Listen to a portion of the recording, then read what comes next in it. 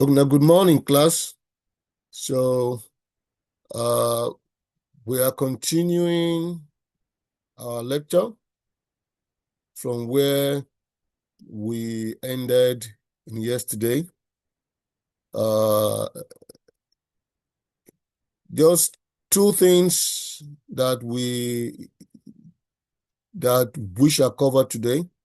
One is about project development that is intricately linked to the writing of a project proposal. Uh, you will understand actually what I mean uh, when we have covered everything we need to cover under project development. And then you will see that by the time when we shall be discussing the stages of developing a project, you can actually see that we will also at the same time be talking about the the components that are used in the actual composition of a project proposal. So now, without now wasting time, let us just go on. Let us just go on. I will just share my PowerPoint now, and you see. So basically, yeah,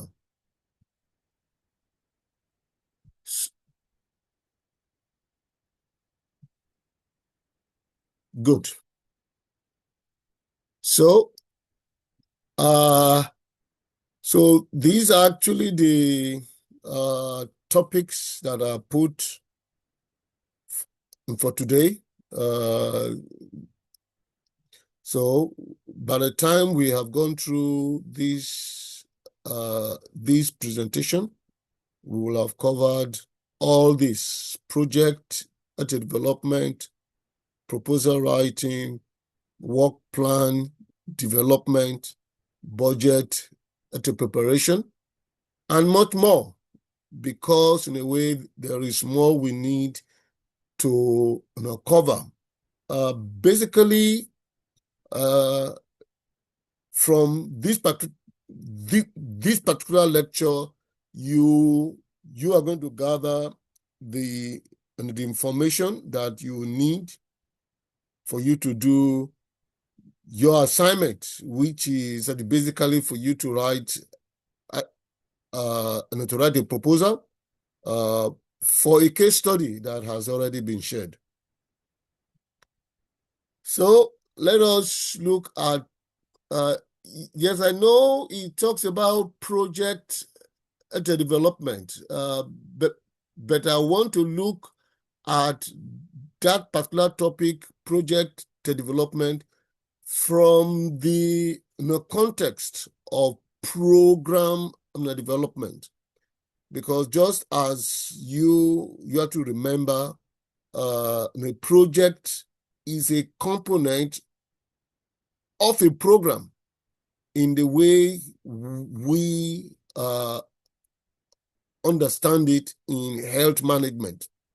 And the people who actually do projects and the construction projects, and the other types of projects that are talked about by project managers, they have another view as to how their construction projects, their design projects, are developed. But we are talking about how we developed a project that will hopefully lead to the project proposal writing, in the context of program management. So what exactly is program development? Well, just as you can see presented here, it's a systematic and structured process of designing, implementing, monitoring, and evaluating, a set of initiatives that are related to the intervention of a problem or a set of problems affecting a target population. So, basically, it actually covers how we plan and how we actually create a project plan, for the purpose of achieving the set goals. Please, today I will just continue. Feel free to actually stop me to ask questions at any time. So basically, in planning, creating, and implementing projects and actions that will lead to the achievement of the goals of a program. So, well, you need a structure, you need a system, okay? And so you actually combine strategic planning, organizing resources, coordinating activities that will help you achieve this specific and the long-term goals of the program and the organization as a whole. So inherently, from what we already discussed about the PMC, which is the program management in a cycle. So definitely it tells us that, look, when we talk about program development, it is a core, it is a major function of program management. Okay, and the development actually starts after the situation analysis, which is the baseline review that identifies the problems, the needs, the interventions, the priorities of the population that you target with your intervention. Yeah. Please excuse me. Let me just.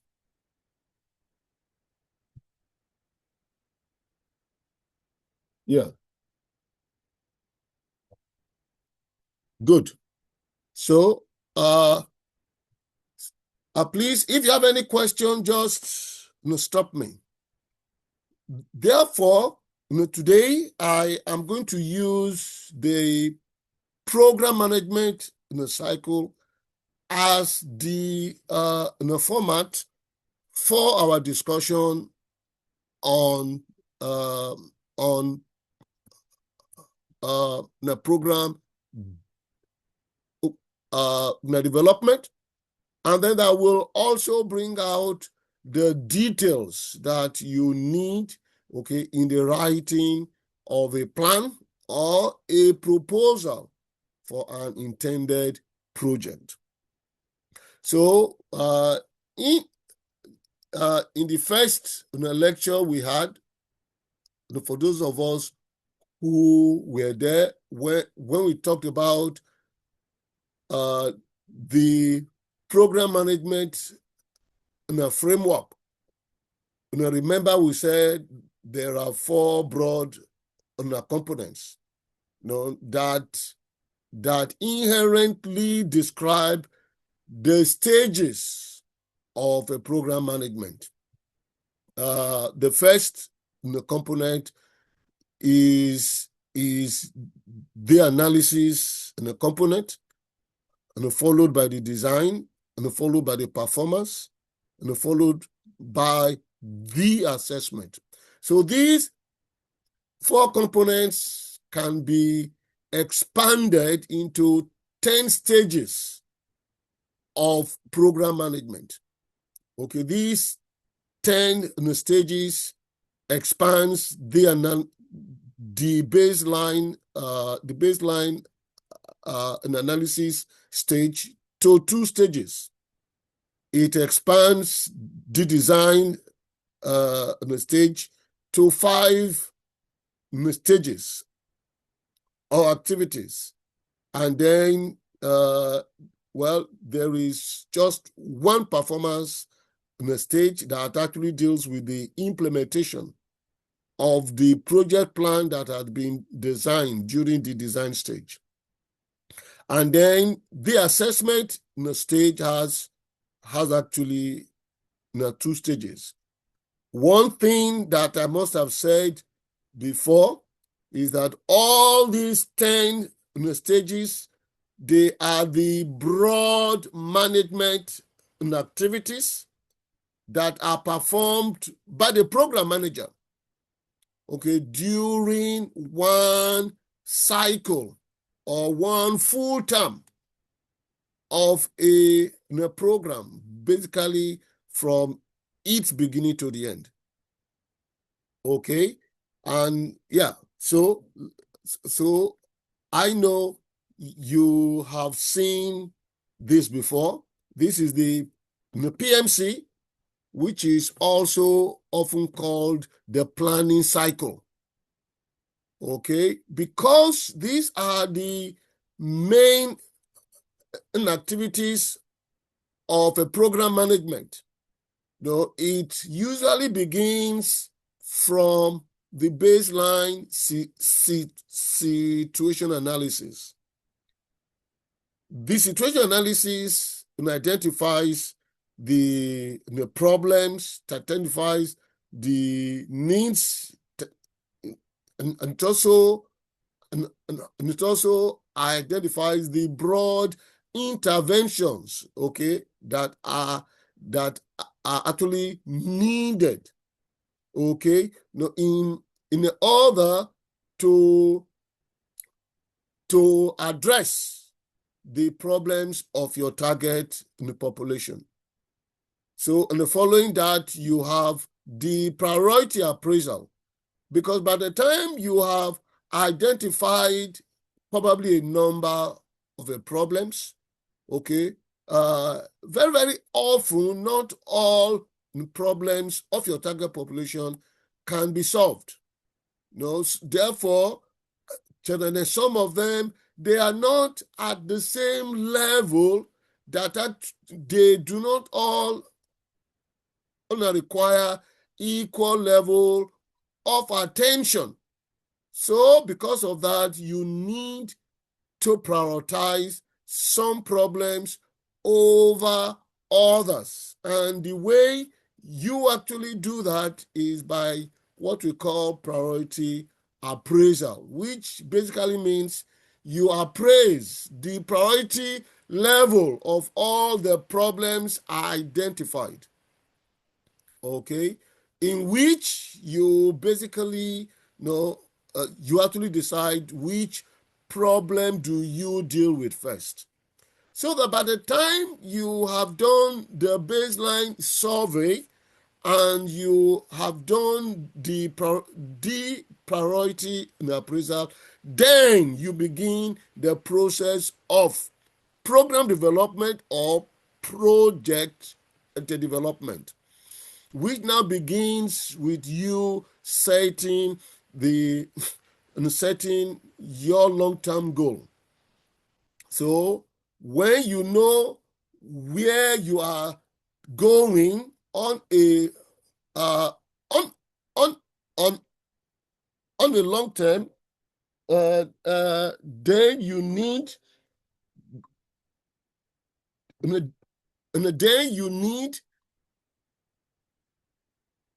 yeah, sorry about that. Please excuse me.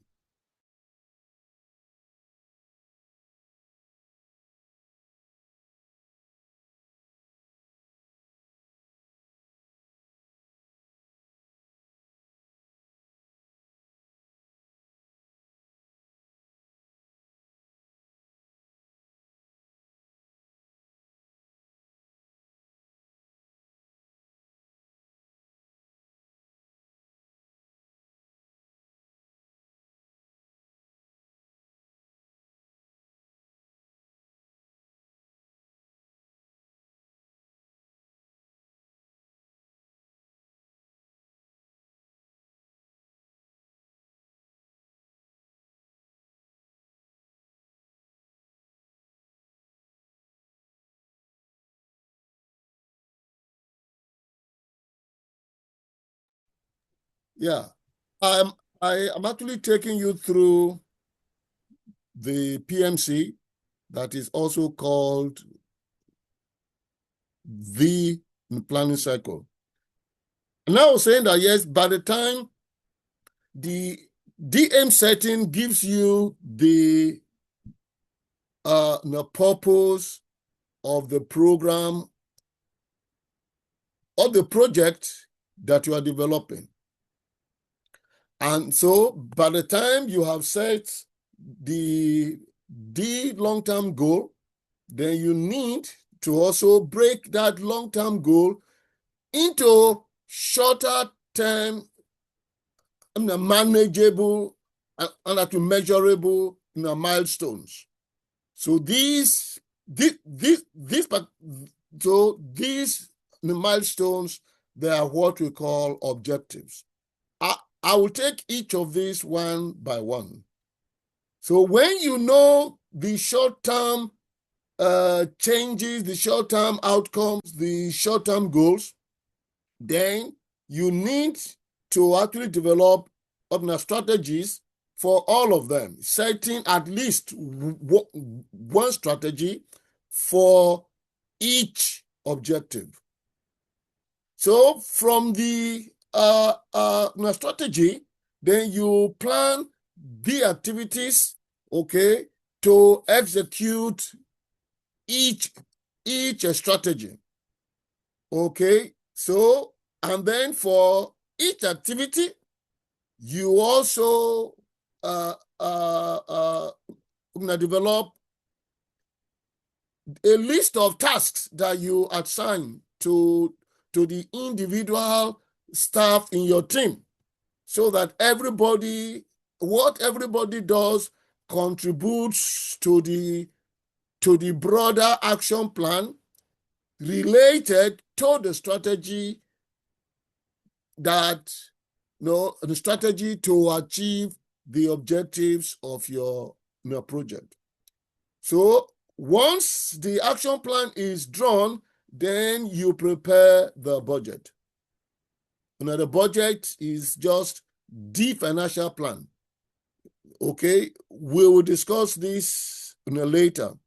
So, and then after you have developed or planned your project, then you implement the action plan according to the budget. And then this other cycle tells you that, yes, during implementation, there is an ongoing assessment of the performance of the implementation, which is what we call monitoring, progress monitoring, program monitoring, however it is called. So that after implementation, after monitoring, so then you reach the last stage of a program management, which is evaluation. And so now basically, let us just go through each stage in a greater detail. So, if you remember when we walked through a case in a study in class, we talked about the first stage of a situation analysis. So this situation analysis basically is a descriptive cross-sectional survey that you conduct. So as a baseline survey, for you to actually analyze the situation of your target population before an intervention or before you develop your program or your project.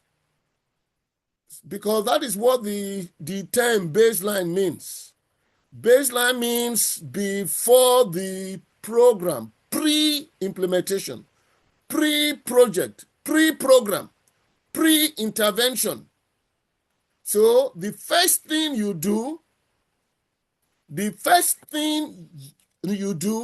is a baseline survey, which is usually descriptive and cross-sectional, which means for you to actually do that, you will need to prepare a study proposal or a study protocol for the baseline survey, in which you will detail how you will conduct your baseline situation analysis. So the purpose of the situation analysis is always to identify the problems affecting the population that you want to target with your program. You also to identify their needs and to also analyze the contextual factors, the factors in their context in which they live that influence their current situation. And please note, at every stage, I shall be talking about the key questions that are addressed at every stage. So during a baseline survey, the key question addressed there is, where are we now? Where are we now? That tells you that, look, you are analyzing the current situation of the target population and the context in which they live and what influences their situation, the problems that you observe. And then we also talked about the situation analysis tools that you can use. I have taught you how you do the SWOT analysis. And actually, for the M4 student, I also explained that last year how you do a gap analysis. And then, and to actually all of you, I have also taken you through how you do the problem tree analysis. So there are more situation analysis tools that you can use, like the fish bone analysis, like the needs assessment and the studies, various tools that you can use to actually find out what the problems, the needs of a target population are. So basically, just to actually refresh your mind, the case study that we did in class, this was the SWOT analysis that we came out with. If you still now remember, we said SWOT is you identifying their strengths, which is the positive situation of the target population. You also identify the weaknesses of your target population, which is their negative situation.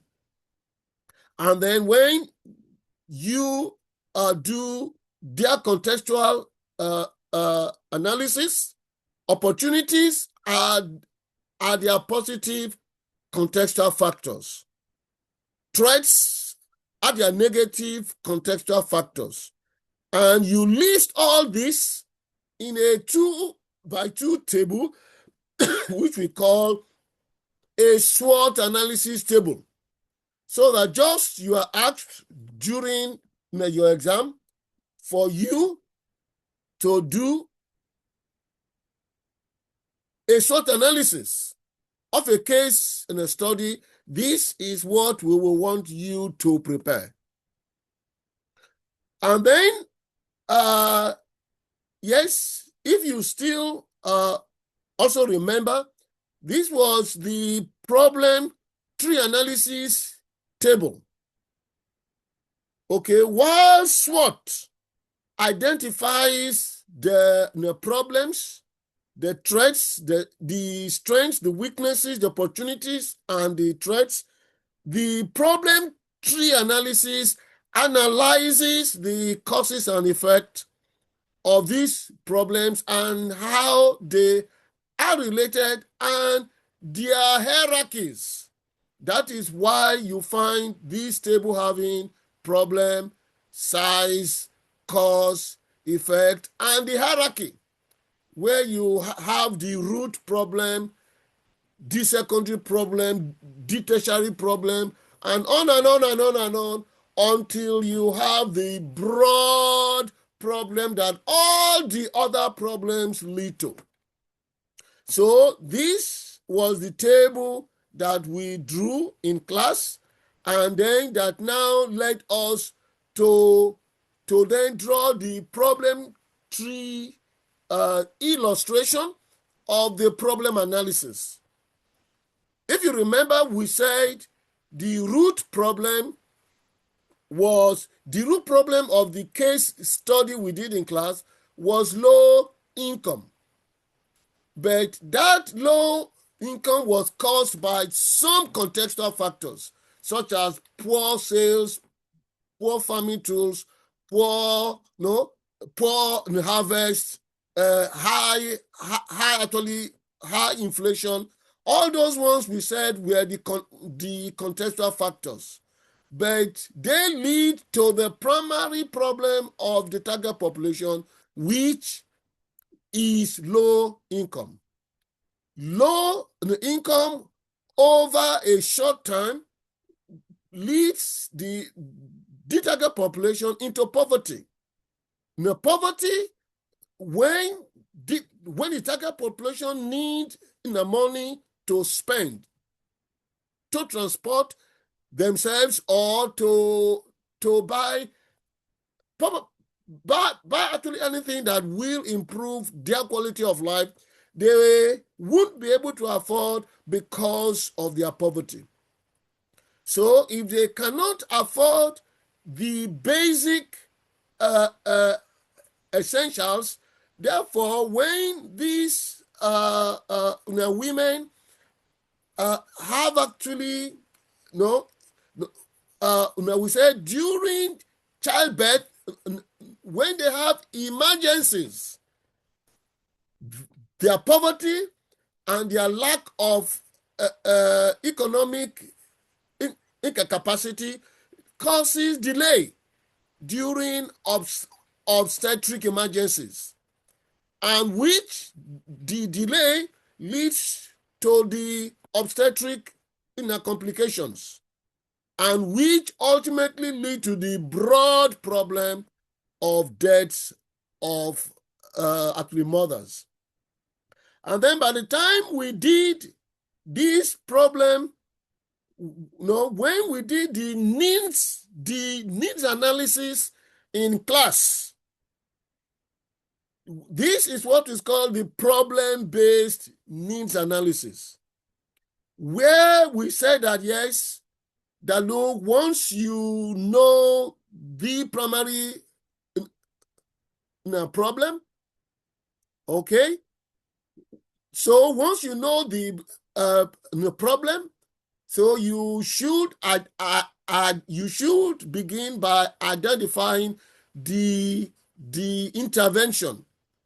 So, and then when you know the intervention, then you work out the change, okay, that you need to make to change the situation of your target population. And then once you know the change, so you can convert the change into your goals, and you write out your goal statements. If you remember, we already did this in a class. As an example, when we took the primary problem, we said for the primary problem, we need an immediate intervention, because that is the problem that is the cause of of the chain of problems that lead to the death of mothers during childbirth. Therefore, the intervention needs to be immediate. Now, we say that the immediate intervention will be for us to improve the income generation of the women. And if we make that intervention, we expect as a change their income to be increased from what they earned at a baseline to a higher income at the end of whatever activity you will plan. And so when you have said the change is an increased income, your goal, therefore, which is the output, will be that the average income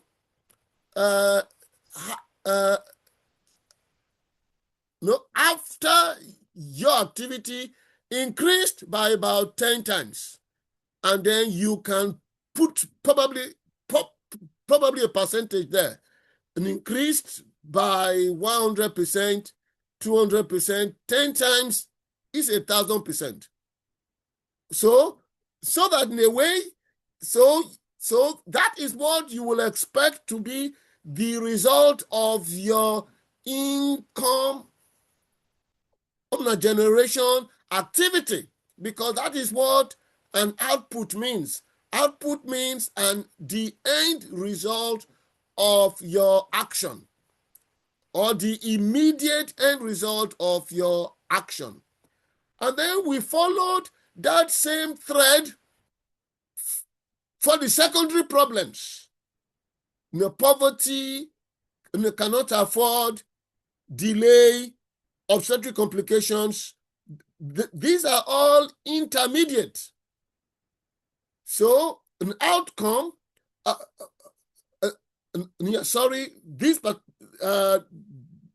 the outcomes here, and I was meant to actually change them to the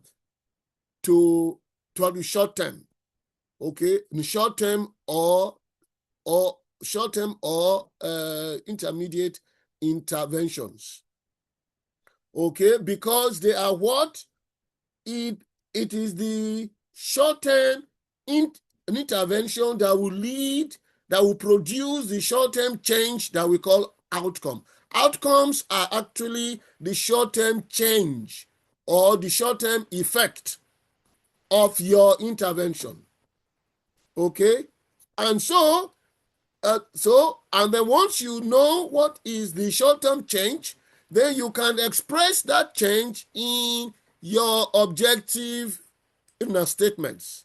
That is why you have objective 1, objective 2, objective 3 for all the intermediate or secondary problems, okay?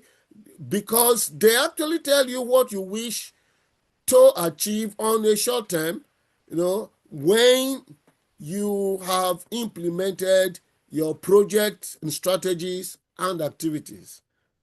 And then the broader problem, which is the problem that all the other problems, on a long-term course, which is the high maternal deaths. So, therefore, the long-term intervention will be to reduce maternal deaths due to poverty. So, the long-term change or the long-term effect is what we call impact. Okay, that you want to actually reduce the ratio, okay, to reduce the number of deaths. And so that impact is what you now express in your aim statement. Your aim, therefore, is the long-term goal, just as the impact is the long-term effect of the long-term intervention of the long-term problem or the broad problem. Please, I just want to actually continue today, but if you have any question, please just just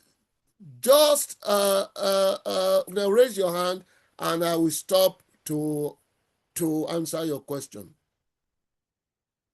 So that please note this table in case you are asked to do a needs analysis of a case study during your exam. This is the table I shall be hoping to find. The problem, the intervention, the change that you expect, and then the goal statements that actually detail your desired achievements according to the time frames. Output is the immediate goal. Objectives are the short-term goals related to the outcomes. And then aim is the long-term goal, related to the impact and the broad problem. Please note this. Okay?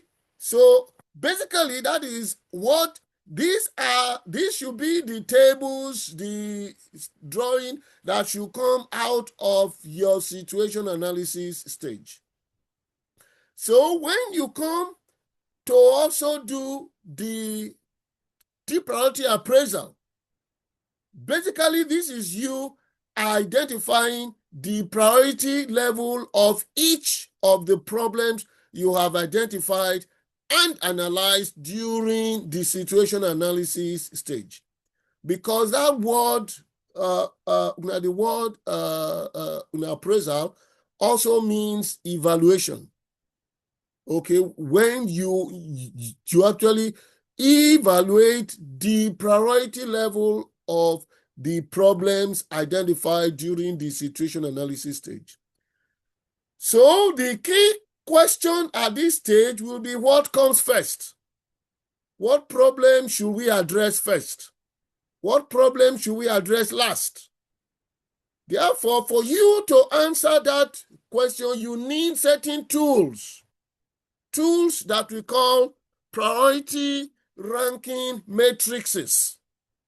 Okay, so there is a simple one that is just a 2x2 table, because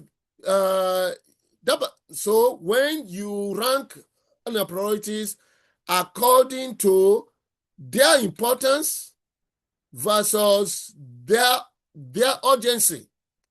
In importance, you actually measure by the size. The bigger a problem is, the more important it is for intervention. And then when you talk about the urgency of that particular problem, you are now talking about the effect of a no action. If you don't do anything concerning this problem, what is the potential effect? What is the potential potential impact?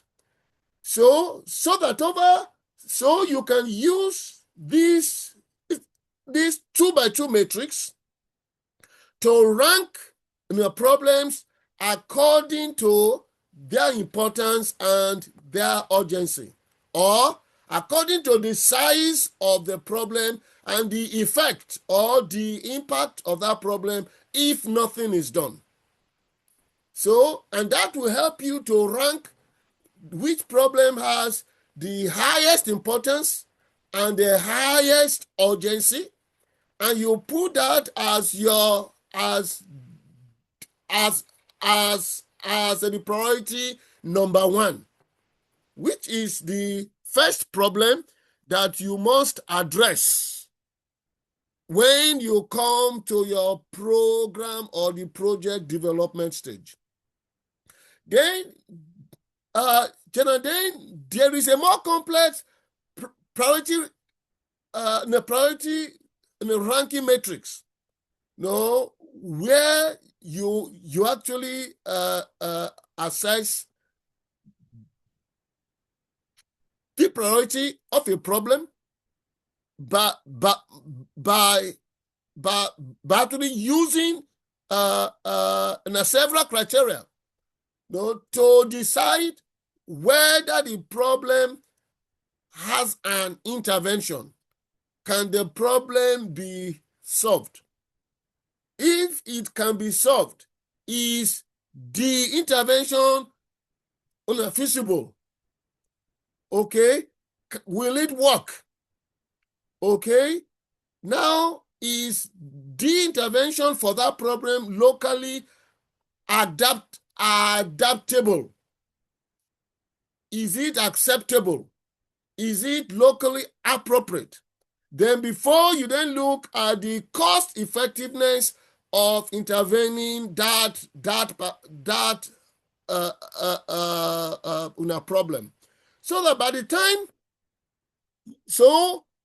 time you see this, so this is an example of what I call the 2x2 importance versus urgency matrix, where it is the problem with the high importance and the high urgency that you place in your first priority box.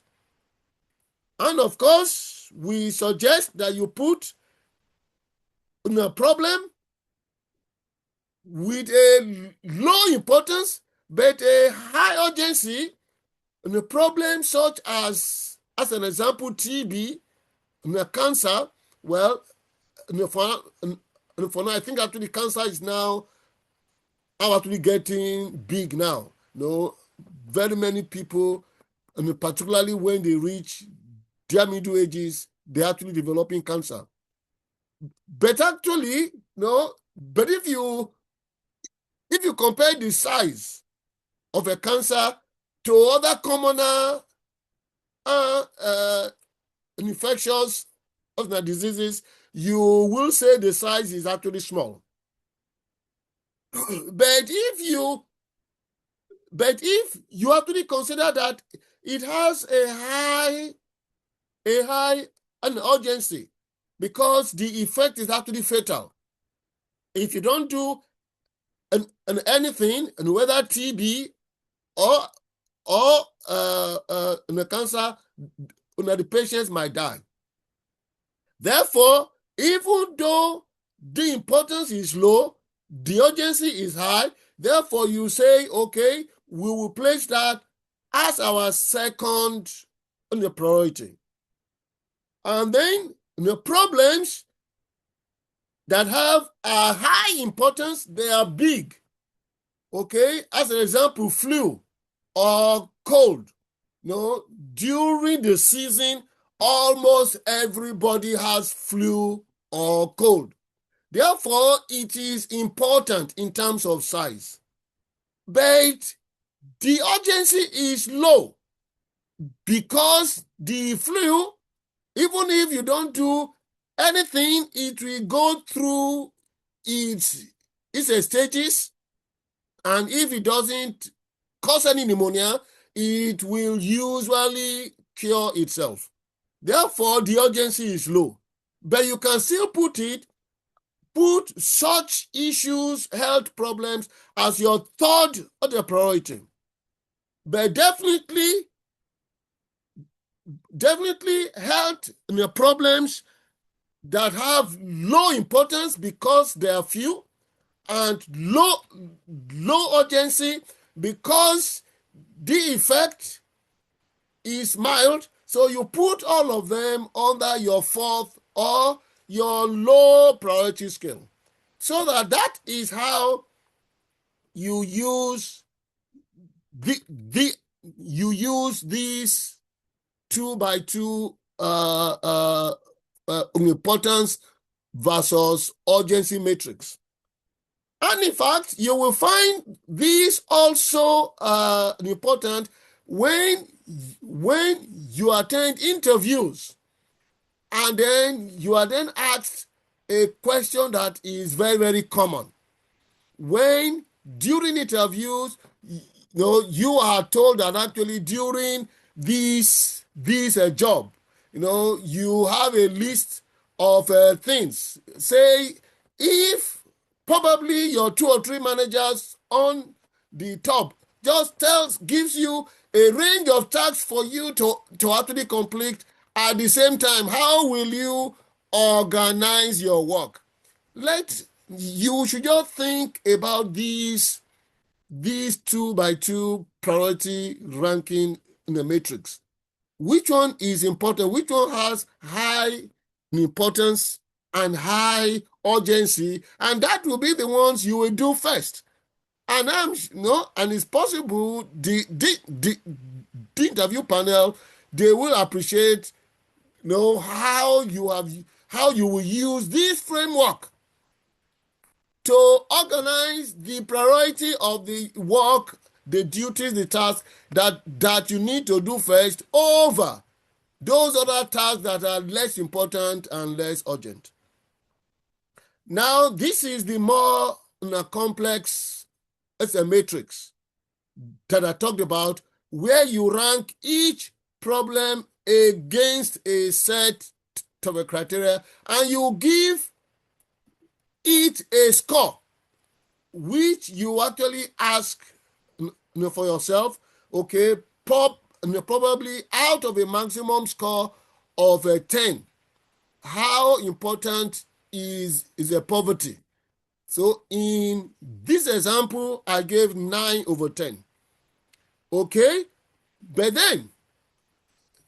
if you rank under poverty versus the feasibility of intervention, how easy will it be for you to eradicate a poverty? I scored the 2 here. No?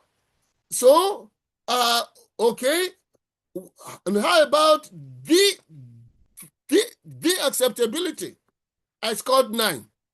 How about the urgency of the intervention of a poverty? I scored 3. Total score 23. So that when you now appraise the other problems on the same set of criteria and you actually score them, you actually see that different problems then have different total score.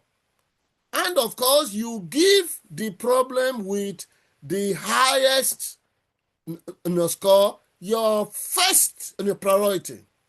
And then, just as you can see from this in the table, the problem with the highest score is a maternal mortality. And so that will be the first problem we will deal with in this project we want to develop. And then the others, second priority, third, fourth, fifth, and sixth. So this is how this priority ranking matrix is used. And there are the things you do during the priority appraisal. Okay, and then that leads us to the stage where you set your aims. Okay, now yesterday we already talked about goals. And we said that the aim is the long-term goal that defines the purpose and the strategic direction of your program or the project that you wish to develop. So aim is what tells us the destination where you hope the program will take your target population to after at least 5 years. Because that is, we actually believe the impact becomes usually obvious within 5 or more years. So the aim always describes the impact. The impact is the change in the baseline in a situation of the target population. So the aim is what you must set for your program to have a direction and purpose. And then evaluators will assess the success or the failure of your intervention based on the aim that you set. Therefore, the key question asked during the aim setting stage is, where are we going? Now remember, you are on a journey to develop a project or a program that will address the baseline and the problems of your target population. During situation analysis, you asked, where are we now? During priority appraisal, we asked, what comes first? Which problem should we address first? Now, during long-term goal setting, because it sets the direction, so we ask, where are we going? By the end of our project, where do we want to be? What is our destination in this vehicle that we call intervention or program or project? So when you have set the long-term goal, the next thing will be the objective setting. So just as I said before, you translate the long-term impact into specific short-term outcomes that would lead to the achievement of the overall aim. So those short-term outcomes, they are what we call objectives. The objectives, they are the basis for the assessment of the evaluation of your intervention, of the effectiveness of your intervention, your program, or your proposed project. So that when you talk about effectiveness, it is the objective that will assess it. When you talk about success, the failure, or the sustainability, it is your aim that will assess it. Please note the difference. Just as I said, if you have any question, please stop me and I will attend to you. So, objectives, we actually formulate them into SMART statements, because objectives must be SMART, they must definitely specify 4 things. And specify a specific outcome, and specify a measurable indicator, and specify an attainable target, and specify a realistic time frame for the achievement of that target. Okay? And then, of course, the key question that you asked when you set objectives is, how far can we go? Because the objectives, they actually represent shorter milestones on your journey towards your long-term goal or your aim. Okay? So then, once you have developed your goals as part of your project development, the next thing is for you to now select and formulate the strategies.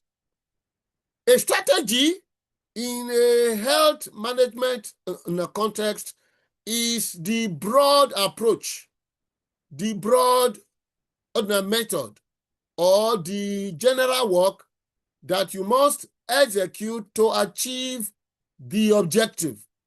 Usually, each objective should be addressed by one or more strategy, but it is usually one strategy per objective. Therefore, the strategy gives you the pathway that the implementation follows to achieve its set goals. So, for you to actually formulate strategies to achieve the objective, we say, let this be a collaborative process. We talked about this also yesterday. So that you ask everybody sitting at your round table to actually generate. We want to eradicate ethnic poverty. As an example, how do we do it? So different people in your team will say, let us do this, let us do that, let us do that. So that is what we call option generation. That is the first thing you do when you formulate a strategy. So you brainstorm options. You actually generate a list of possible actions that could lead to the achievement of the objective. But you know that the options, they will have different levels of effectiveness. Therefore, you need to do option appraisal. The first step is what? Option generation. The second step is what? Option appraisal, where you also use a matrix to appraise each option. Remember this one, so that if you use this one, and instead of the problems, you put the strategy options. Okay?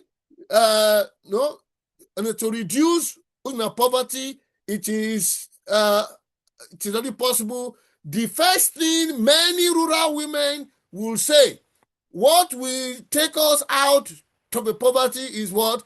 Give us loan, give us money for us to trade, and money for us to do business. And then, so that they will say, give us loan, so that a loan and a scheme can be one of your strategy options. And the other one could be education. The other option could be business. The other one could be employment. Different options for achieving your objective to reduce poverty. But which is the best strategy? Therefore, you need to now compare, to now appraise each problem against a set of a criteria. And that is why we actually call it option appraisal. So that with that set of a criteria, which actually includes, okay, will it be effective? Will it work? Will it be expensive? Okay, is it simple for the people who will execute it to execute? Okay, and does everybody agree? So with this criteria, you appraise each problem and you select the best strategy for each objective. And the best one is the strategy that is the most effective, the least costly, the least complex, and the one that is agreed by all stakeholders. So that this is how you formulate a strategy for each objective. Okay, I hope we actually understand that, because this was one of the things that I was supposed to have completed yesterday. So now we come to the action planning stage, because when you say you want to use business loans as your strategy to reduce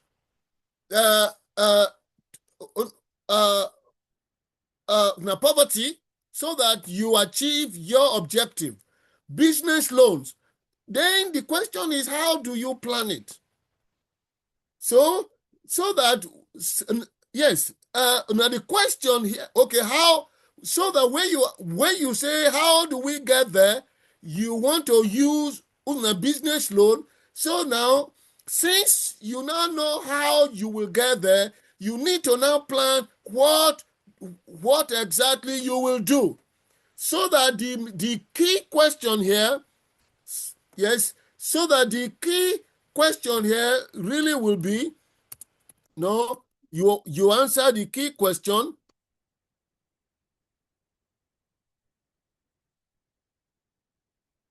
What do we do now? So that if you know your strategy, so you need to now answer the question, how do we implement it?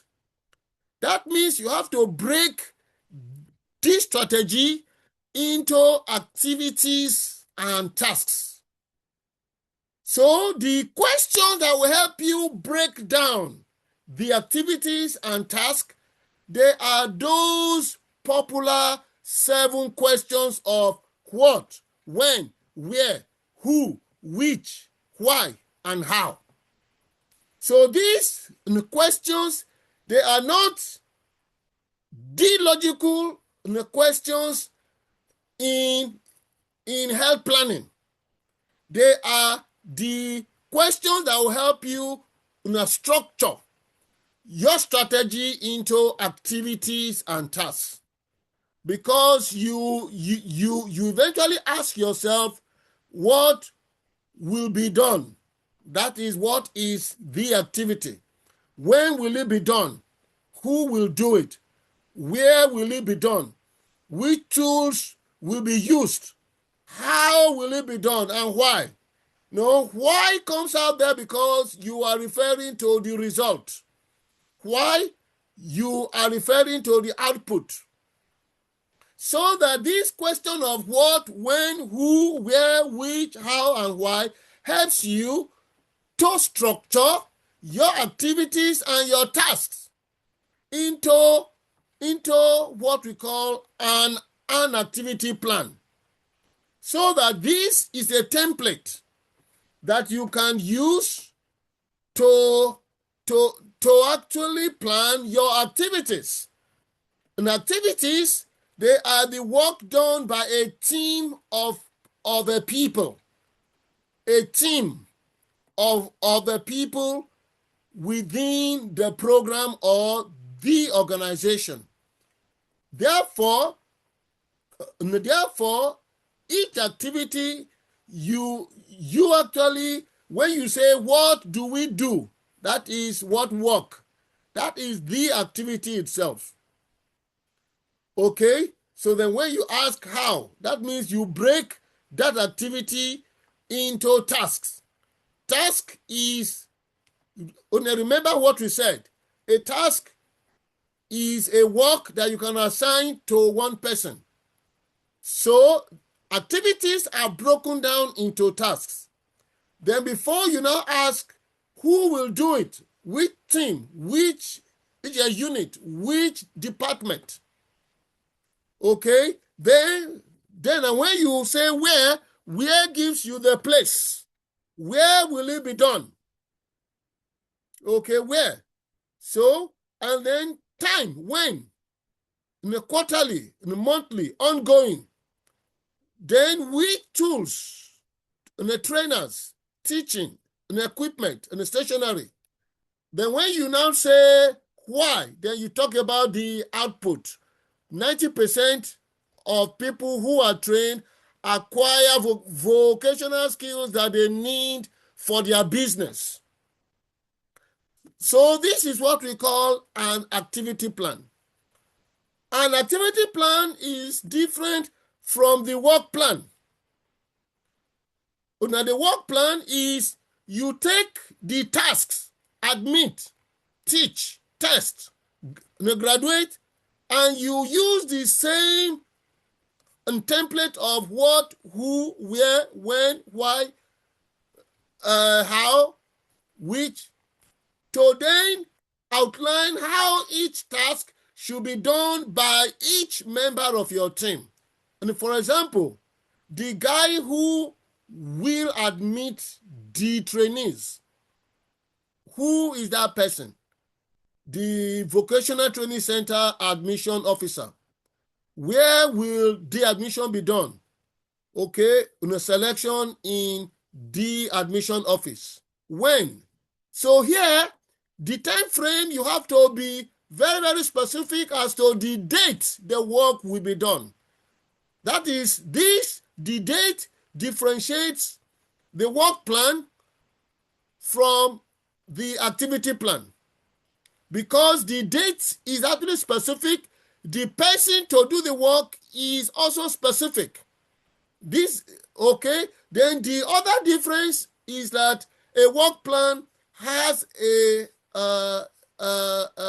performance indicator. Okay, how will we know when the task has been done by this person? The number of admissions.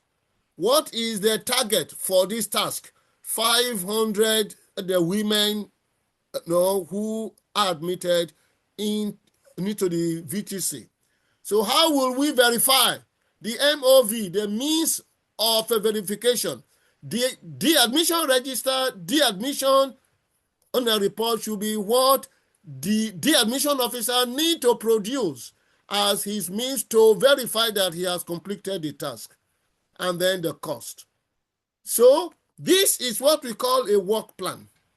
And then this is what we call an activity plan. And then the third type of plan is the M&E plan, which I did not give us the template here, but you prepare your M&E plan as an activity plan that contains your monitoring activities and your evaluation activities. And you also structure them with the template of what, how, who, where, when, and which. Okay? So basically that is how you prepare your action plan. So your action plan therefore has 3 basic plans. In your action plan, you have the broad activity plan, where all the activities to be performed are written. Okay? And then you have the work plan, where all your tasks are written. And then you have the M&E plan that details out how you will monitor the activities and how and when you will conduct the evaluation for the project. So these are the products of the action planning stage. Please, I say, if you have any questions, stop me, because I am just going to continue, because now 1 hour is already gone. Okay? Sorry, sir. I wanted to confirm, sir. You said the action plan has 3 basic plans. I didn't catch the first 2, sir.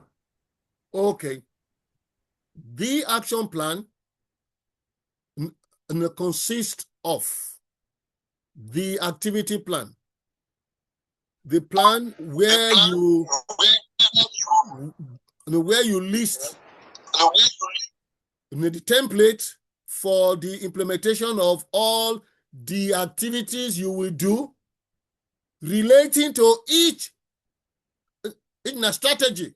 So for one strategy, you can have 10 activities in the activity plan. And then for one activity, you can have 20 tasks in the work plan. So the first one is the activity plan. The second one is the work plan of tasks. Then the third plan is the monitoring and evaluation plan, the M&E plan, which is the M&E operational plan, where you list all the activities to be done, to monitor the activities and tasks, and the activities to evaluate the results at the end of the implementation exercise. So 3 plans that consist your action plan. Do you Very clear. understand? Yes, sir. Very clear, sir. Thank you, sir. Okay, good. So please, people, just ask the question, because today I want to actually catch up and see how well I achieve that. Okay, good. So now when we now talk about budgeting, budgeting is basically the process of preparing the financial plan of the project or of the program. So the financial plan details the estimated cost of all the activities and the resources needed that they will need to implement them. Okay, therefore, it will detail the specific cost for each activity or for each expense item and the overall cost. And your budget should answer the key question, at what cost? Therefore, you need to list all the human resources, the material resources, the management and the resources, the material resources, okay, that you need to implement your action plan. And you cost them. How many doctors, nurses, physios, so that you need to actually calculate based on the work, because you need to use a ratio of the resource to workload ratio, for you to now calculate how many doctors you need, how many nurses you need, how many cleaners, how many admin staff, so that you then cost all human resources, all the material resources, all administrative cost, all management cost, meetings, trips. They are all built in, and you cost them, and you put them all under 3 sections. The 3 sections of your capital budget, the maintenance budget, and the administrative budget. So that when you put all these are 3 together, then you have the whole budget for your project or your program. So just as we will soon see, okay, the columns, you have the expenses in a column where you actually describe the expense items. And then you also justify the cost by you showing a basis of how you have actually calculated how much you need, okay, for on that expense item. So the calculation should now help you to arrive at the total estimated cost for that expense item. So the process by which you conduct your budgeting is that you first list the resources that you need and you quantify them. How many in cars, jeeps, and vehicles, how many staff, how many professionals, how many, you list them. Trips, fund, per diem, and for meetings, all.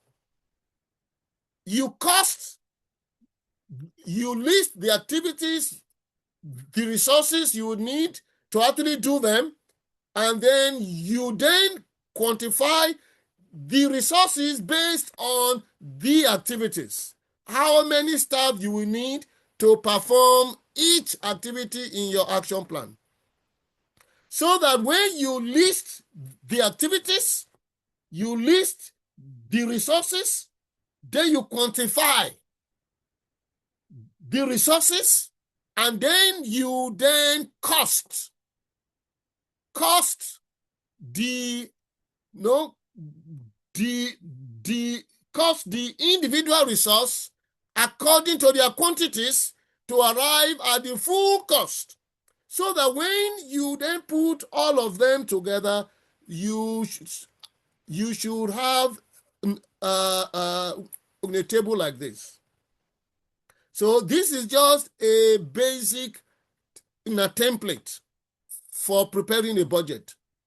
The main heading, the subheading, the description of the expenses, and then the justification. That is where you put how many quantities. We need 2 VTC in a building. Okay, sorry, we need two we need 2 VTC centers. And then each center, we have 4 buildings. And each building will cost £20,000 as an example. So then that then justifies your total an estimate of £160,000. So that is how you prepare the budget. Main headings: capital cost, maintenance cost, administrative. Sub headings: buildings, vehicles, staff, travels, meetings, office, equipment, computers, and telephone, and recharge card, bank charges, all. You must put all. And some people say that you need a 4th main heading, which they call their contingency in a budget.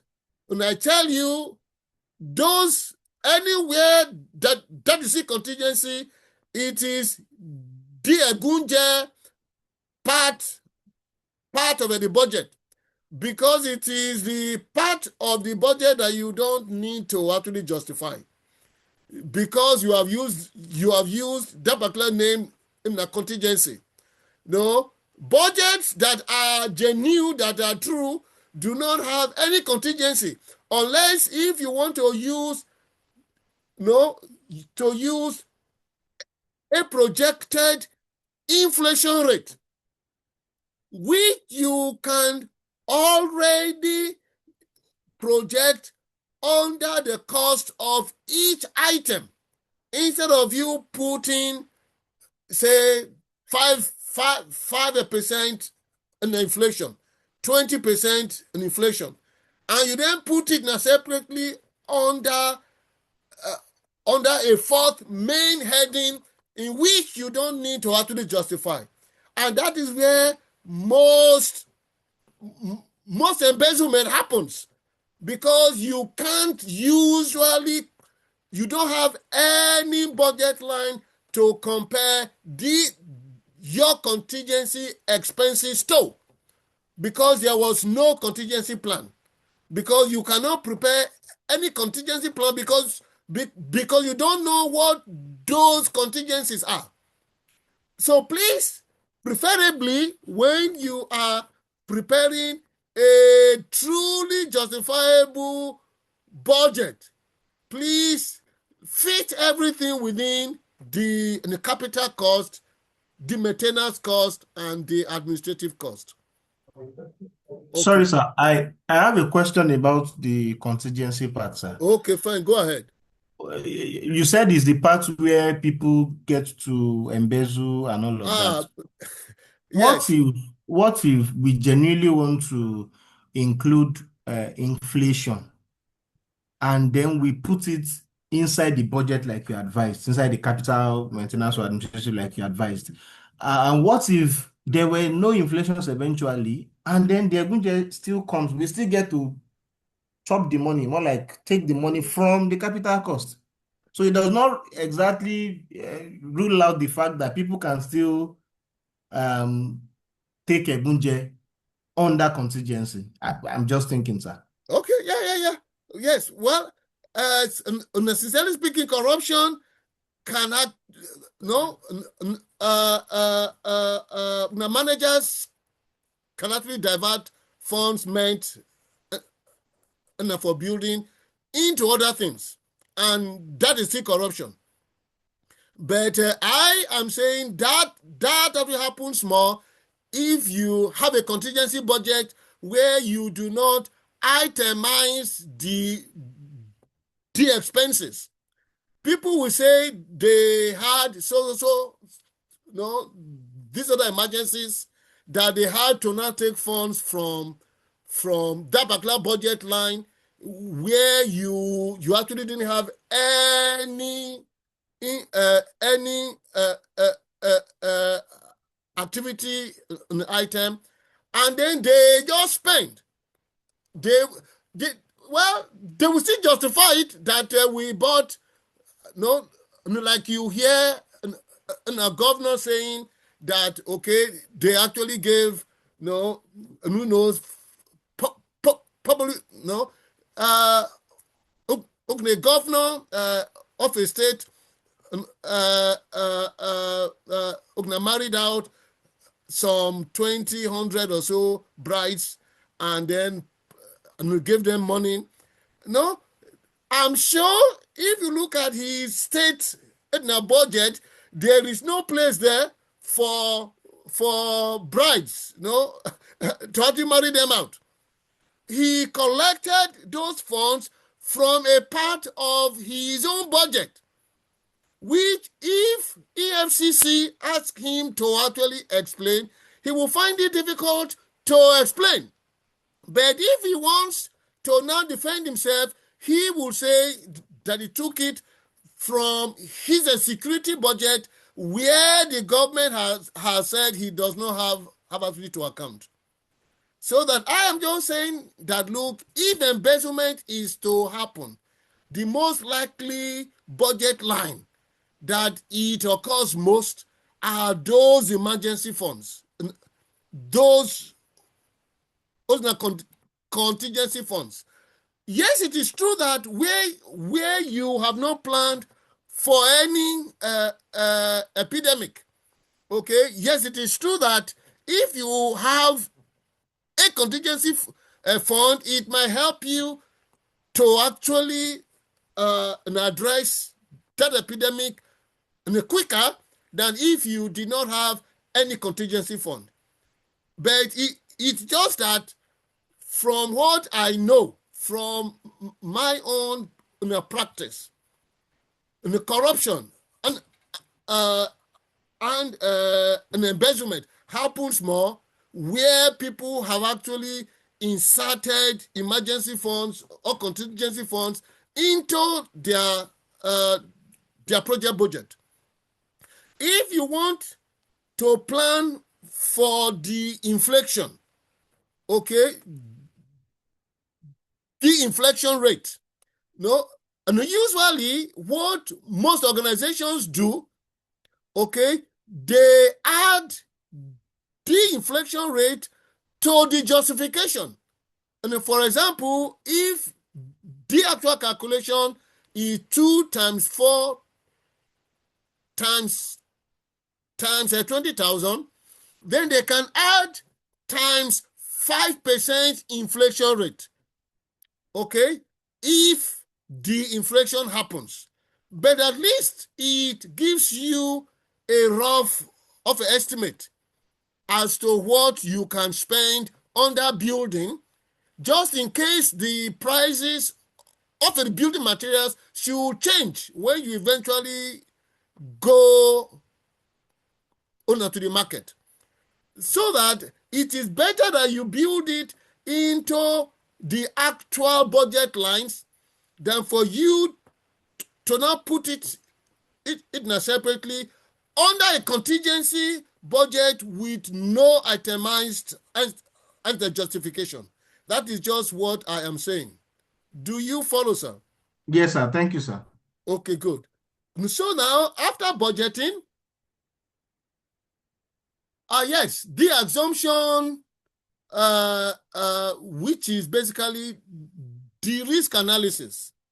So this is usually the final part of your plan or your proposal, where you actually analyze the risks and the benefits associated with the context in which the program will operate. When you talk about the risks, for example, how high is the insecurity in the town where this project will operate? How high, how likely will be an intercommunal conflict or war. So potential risks. The risk may not be obvious at the time of the planning, but if you already see the signs, then you must build them as risk in your plan. Benefits, they are the opportunities. They are the positive, if not factors, that you see in the context that could help the implementation of the plan. And you need to analyze this. You use the SWOT to identify them, and then you prepare a risk analysis on a table where you estimate the likelihood of the risk happening, okay, and the level of threat, and then the level to which you can actually mitigate. So, and you draw them in what we call the risk analysis table. So you can see this example here. Okay, so first of all, you score the likelihood of that risk happening. And then you also score the impact. The key, whether it is 1, 2, 3, or 4, is what you actually see here below. So if it is less likely to happen, but you suspect it might, okay, you put 1. Okay, if it happens, what is the level of the effect?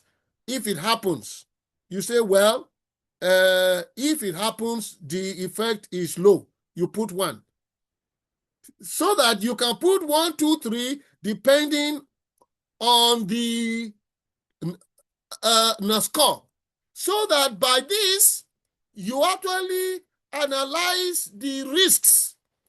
If the likelihood of a risk happening is high, and the impact, if it happens, is high, I can actually tell you from the point of view of a donor that I have actually worked with before, that proposal will not be approved. If the risk is high and the impact is high, even if you say we have a mitigation plan, but how can we be sure that your mitigation will work? Despite that, when you score them this way, you must include the mitigation plan. Mitigation means how you will prevent it, how you will address it if the risk eventually happens, or how you will avoid it happening. Okay, so that this risk analysis template must follow every project proposal. Do we have any question on this? Okay, thank you. So now let us, yeah. So now, when you now come to the implementation stage of your PMC or of your project at the development, so yeah, so basically what the implementation means and then what you do during this stage, you actually mobilize resources.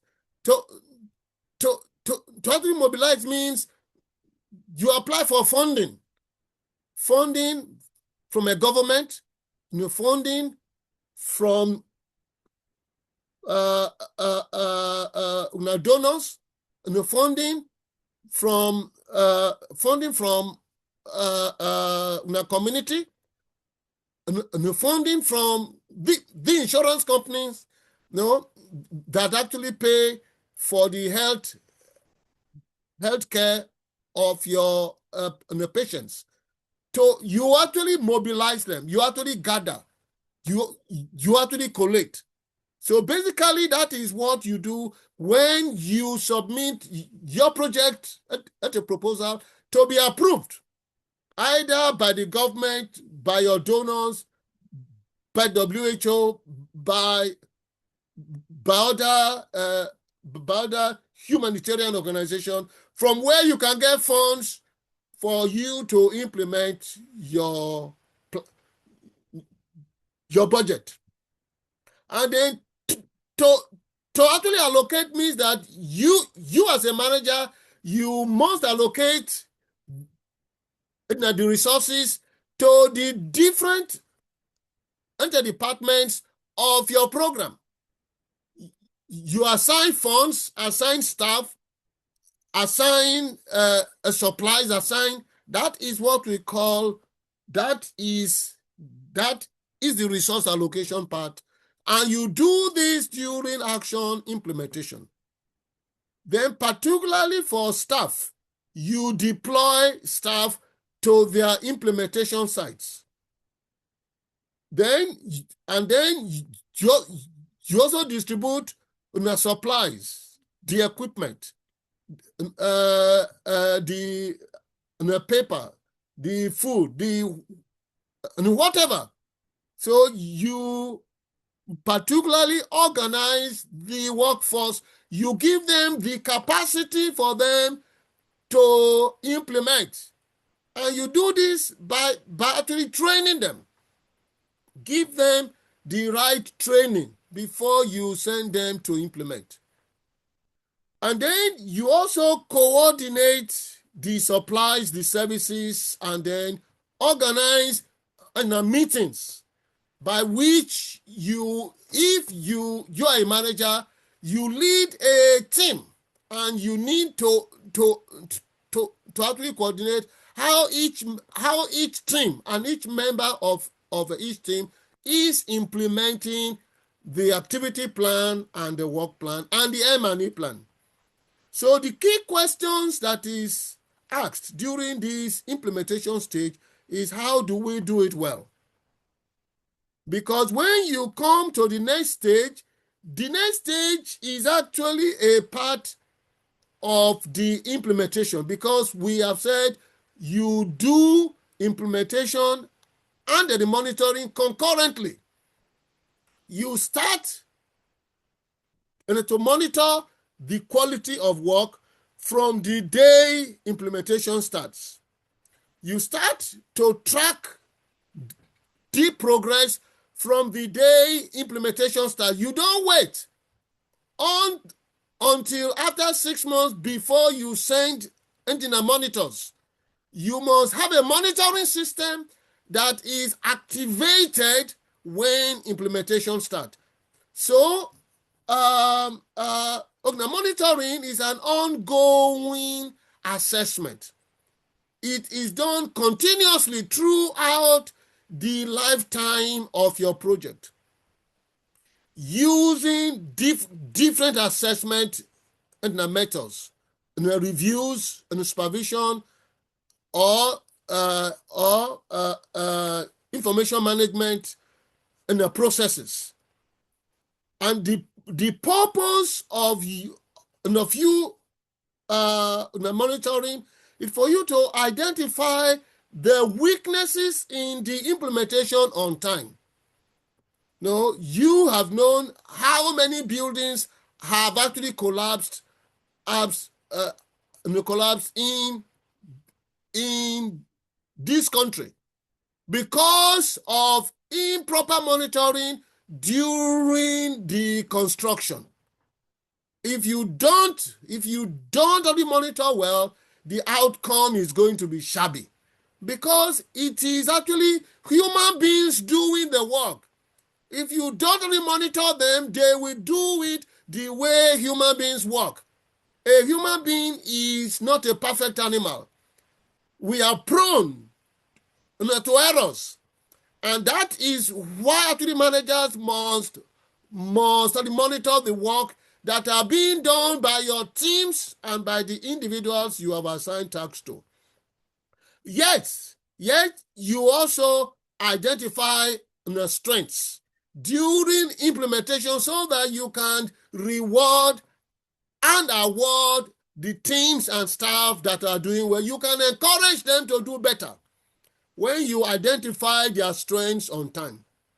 So the key questions that are asked during monitoring are always, how well are we doing? How far have we come? And how far further do we have to go? Because these are the questions that will ask, that you need to ask yourself as a manager, so that you actually monitor how well, the quality, how far, the trends, the progress, how much further, the gaps, how much further do we have to go? What gaps do we still need to fill to achieve our goals? So these are the things that you observe during program monitoring. Then before you come to the last stage, which is the evaluation. The evaluation of your program, this is where you actually systematically investigate the achievements of your program.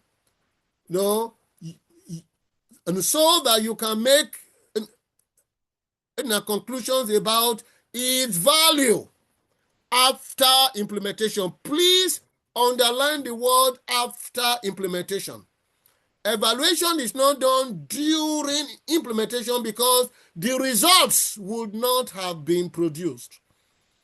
Evaluators always wait for implementation to produce results before they now come to evaluate results, because what they assess are the results, and they use the set goals, the aims, the objectives, the outputs.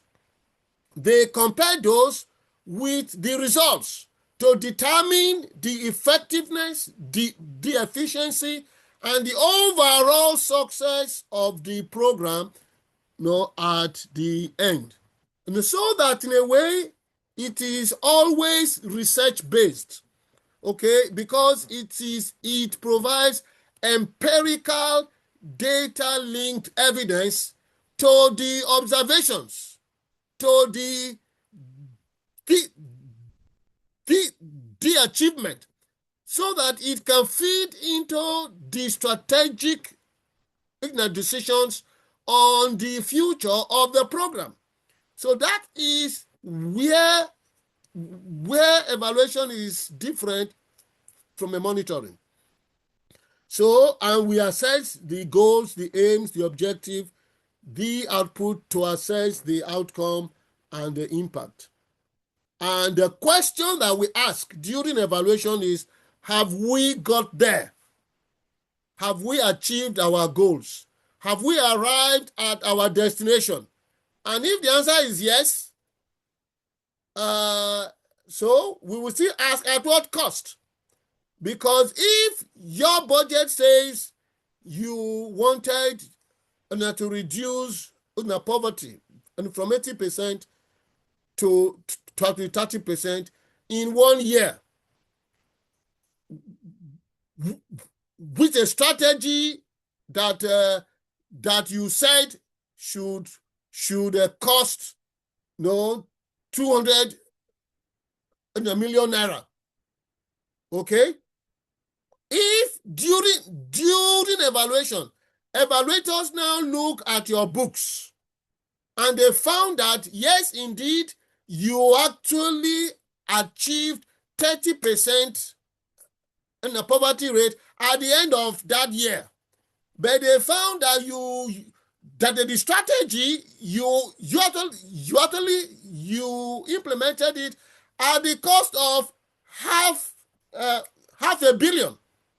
Certainly, they are going to now measure.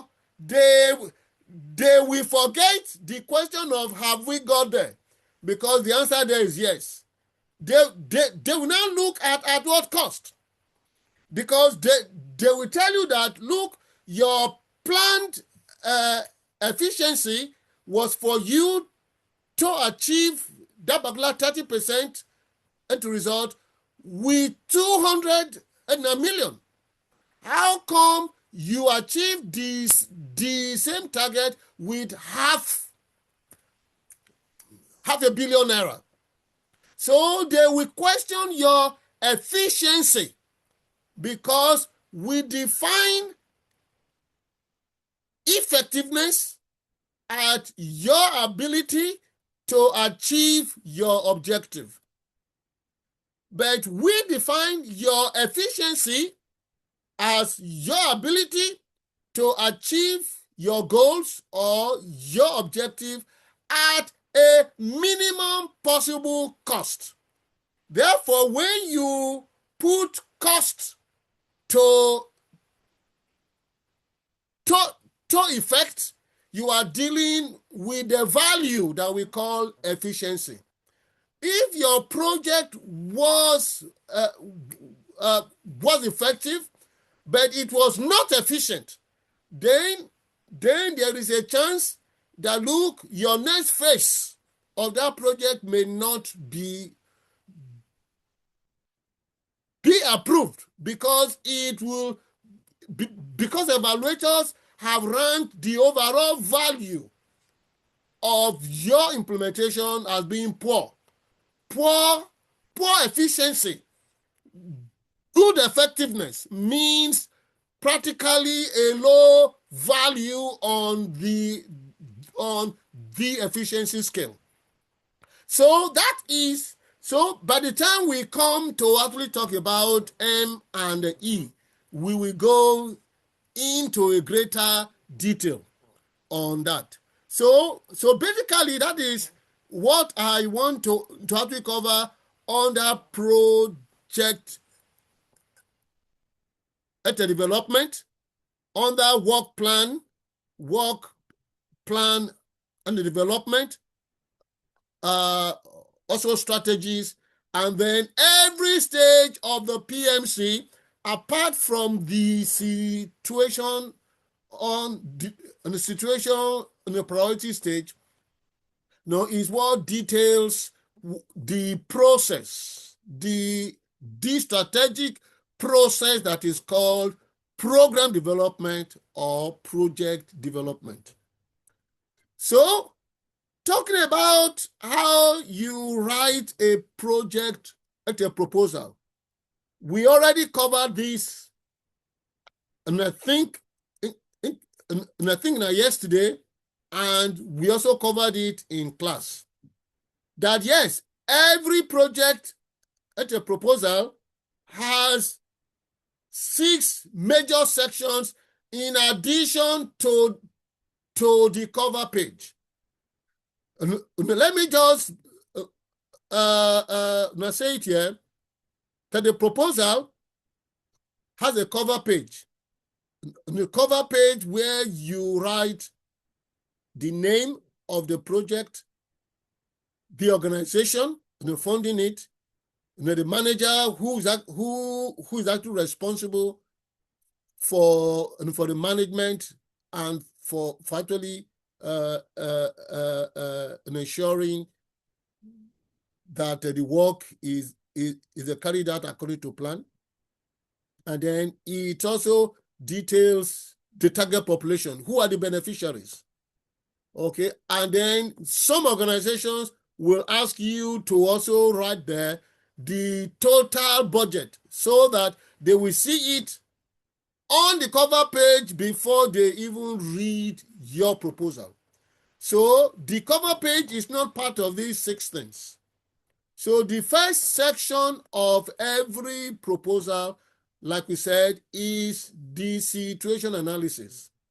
So that by the end of this situation analysis, you need to make a problem statement from all the SWOT, problem tree analysis, gap analysis, needs analysis that you did, so that you state very, very clearly, at the end of that particular section, what the problems are, what the priority in a problem is or are, and so that people now know that, okay, these are the problems that your proposal is being designed to address. Every project proposal should be problem-based. And that is why the first section is always situation analysis that gives a background, and a background of the target population, and a background of their context, and a background of the problems. If you people like, I can send you a sample of a project at a proposal, where these 6 sections have been used. Particularly as the assignment I have actually given you for this course is for you to prepare a project proposal for the case study I have sent. So I want to see an outline with 6 sections in addition to the cover page. So the situation analysis should give details about the target population. Who are they? Their context. What are their environmental situations, their health situation, their demographic, the political situation, their social, their socio-economic situation, their cultural context. All you must describe when you are talking about their context. Then from that context and from what you have written about the demography, then you now identify what their problems are. And then how you have used SWOT in the gap analysis, in the problem, in the tree analysis, and also done the needs analysis for you to now come up with the priorities that you think this proposal should address. So knowing the problems that are the priorities, the second session now details the goals, beginning with the aims. The aims, what are the long-term goal setting? And then detail objective 1, objective 2. And then there is something I have not yet taught you, which is the log frame. The log frame is a results of a matrix, which is usually a part of the goal setting section. Because when you draw the log frame, you put all the goals, all the expected the results on a template, and you detail the indicators to actually measure them, the means to actually verify how they were measured, and then D assumptions. And that is the result of the matrix that is called the log frame. So the log frame is a part of the goal setting section of your project proposal. So the next part of your proposal is where you discuss your strategy formulation and how you actually selected the key strategies to achieve the objectives. So just as I said, you actually generate strategy options first before you then do the option on appraisal to find out the best strategy for each objective. So, and you discuss that there because that is where you need to actually discuss your theory of change. Your theory of a change is where you start to actually discuss that, look, if we increase the capacity, the economic capacity by doing 1, 2, 3, 4, okay, it is possible that the objectives, these changes 1, 2, 3, 4 will be achieved that will lead to the overall goal, the overall aim. So that change you start to actually discuss from the strategies. So your strategy must align to your theory of change. The changes being the outcomes expressed in your objectives and the impact that you express in your aim. So you must discuss how each strategy that you select will contribute to that theory of change. And then the fourth part is the action planning stage. So this stage is actually usually tabulated, okay, where you list all the activities for each in a strategy, and you list all the tasks for each an activity. So whether it is the activity plan, the work plan, or the monitoring plan, or the evaluation plan, you must outline using that template of what, who, where, when, because every plan must answer those 7 questions. So that you need to actually tabulate the actions you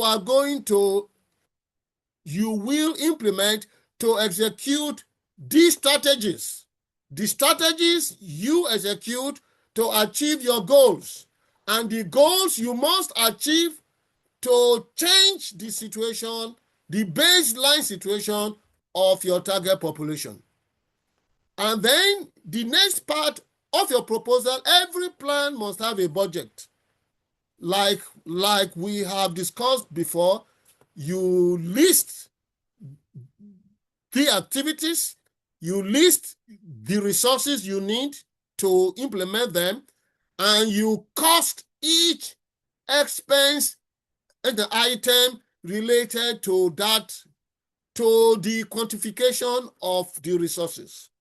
And then you put them in a budget template where you have the capital budget, the maintenance budget, and the administrative budget.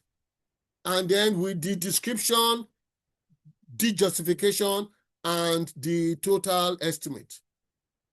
So, and then at the end of your project, at the proposal, you have the assumptions, okay, where you do your risk analysis, where you must tell us what is the level, what are the risks in their context, where this program will hold.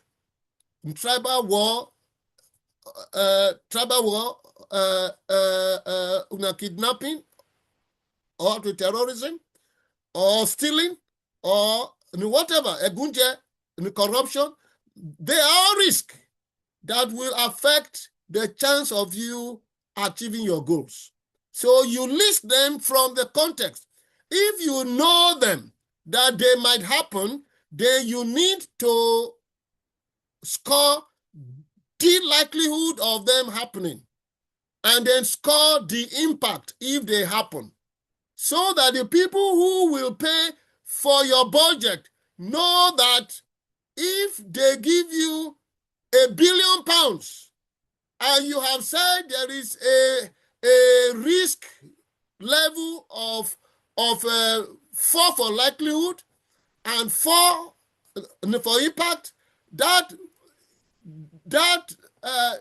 particular budget, they are just throwing away their money into a sinkhole. So that is why the risk analysis is very important. And don't tell lies there. Be factual. Tell them the truth.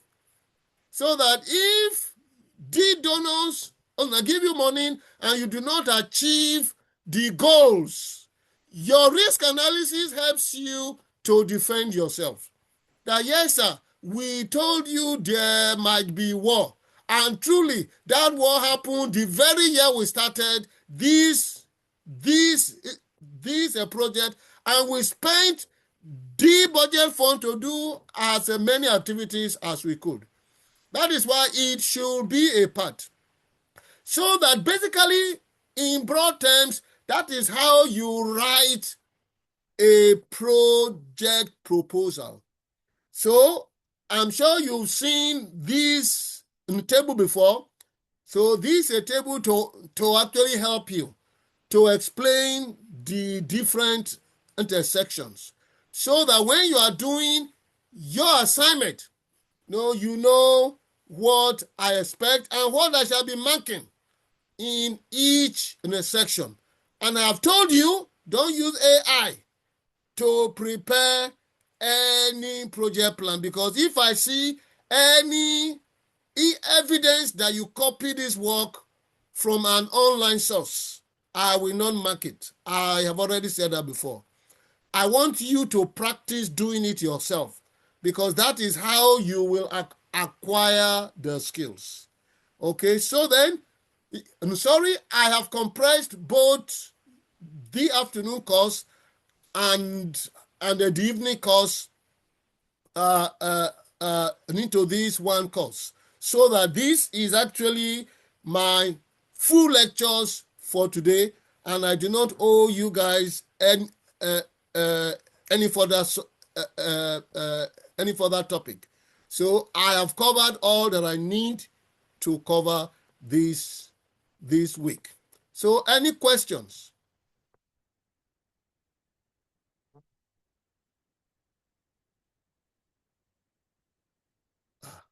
Hey, I am begging you guys, ask a question now. Examination is coming. Any question? Do you understand everything I have said, or have I confused you? No, sir. Okay, everything is clear. Unanifemi Mary. Yes, everything is clear, sir. Okay, fine. Sir, I just wanted to confirm, sir. This assignment, so we're using the same case study for the earlier assignment for this other assignment also, sir. I have already sent you the case study you should use for your assignment. Please don't copy the work and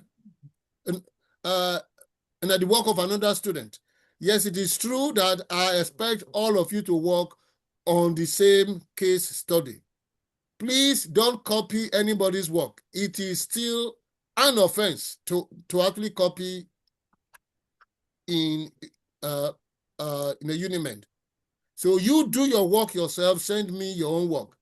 Don't What I'm copy trying to confirm, sir, is that the assignment for HPM 824 on health planning, yes. So we are using the same case study for that, for this assignment also. The only assignment I have actually given to you is that health planning assignment. Oh, okay, sir. Okay. No, there are not two, it's just one. Okay, sir. All right. Okay.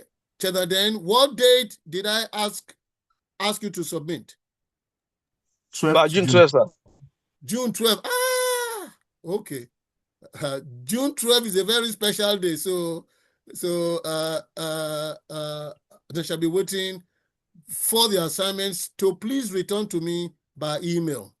Please, I will beg you again, do your work yourself. Don't use AI and don't copy other students' work. Okay, Thank you sir. so much, everyone. Thank you, sir. Right on, sir. Okay. God bless you all. Thank you, Amen. sir. Amen. Thank you, sir. Hello, sir. Hello, sir. Denny, yes? Yes, sir. I just want to confirm maybe the materials of this study will be sent to the class web, sir. If you make me happy now, I will send it. Sir, please help us to send this. Our guy is always We happy. need reply, sir. Okay. Okay, thank you so much. I'll see you guys later. You're welcome, sir. Thank you so Okay, much. I told you, Leo. Oh, Yes, sir. okay, sir. Sure, sir. Bye-bye, yeah. That was, sir.